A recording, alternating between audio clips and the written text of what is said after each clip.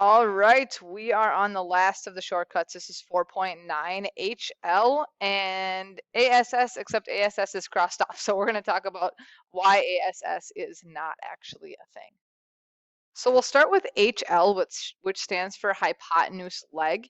And you only have a hypotenuse if you're dealing with a right triangle. So this one is only for right triangles. It's a shortcut to prove that two right triangles are congruent. So instead of showing that all three sides are congruent and all three angles are congruent, we can prove that two triangles are congruent simply by knowing that the hypotenuse is congruent on each and one of the two legs. So it doesn't matter which one. I'm just going to choose the bottom one here.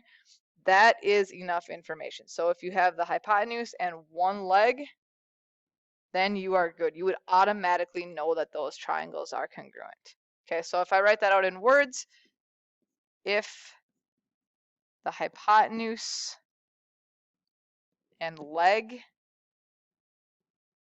of two right triangles are congruent,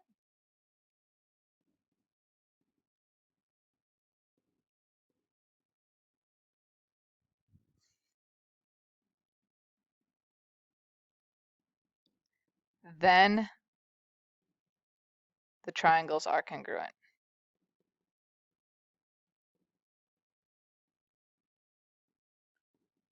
So this one's pretty nifty. All you need is hypotenuse equal to hypotenuse, one of the legs congruent to one of the legs, and that is automatically enough to prove the triangles are congruent.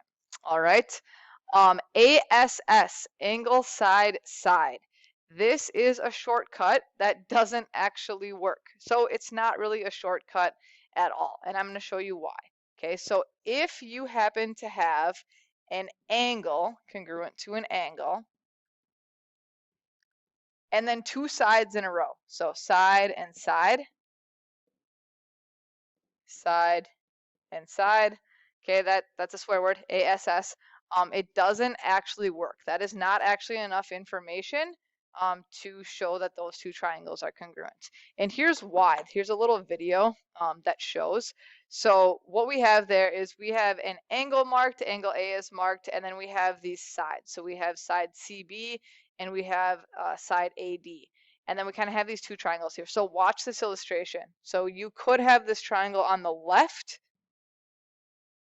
or you could swing that side over to the right, and you could end up with a completely different triangle. One of those is an obtuse triangle, the other one is an acute triangle, and they're obviously not the same. So you don't need to write this in your notes, but SSA, side-side angle, or ASS, there's no such thing. It says right there on that website. The ASS postulate does not exist. It doesn't prove that two triangles are congruent. So it's one that people think works, but it does not actually work. So just make sure that you're aware of that. All right, so diving into our examples here, kind of the same thing that we have been doing. Are the two triangles congruent and why? So example one, first thing I would do is mark this shared side. And notice that this time we're dealing with right triangles. So across from the right angle is where you're always going to find the hypotenuse. And then same thing over here across from this right angle is the hypotenuse. So do we have a congruent hypotenuse? Absolutely. Okay, the only other thing we have to check then is do we have congruent legs? There's a leg, there's a leg. So by hypotenuse leg, yes, those two triangles are congruent. Okay. Example two, this one's a little bit different. I see we do have vertical angles and we have kind of special vertical angles.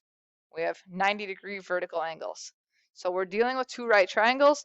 The only question now is, do we have hypotenuse leg? So here's a hypotenuse that has 3 tick marks.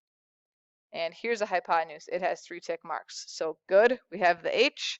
Now do we have the L? There's a leg with 2 tick marks. There's a leg with 2 tick marks. So yes.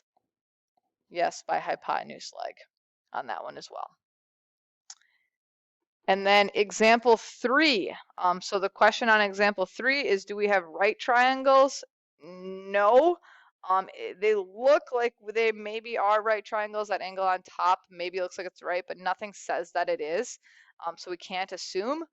What we can do is we can label an angle with a side with an S, and another side with an S, and hopefully you are realizing that that is an issue. ASS is not a thing, so we would say not enough information.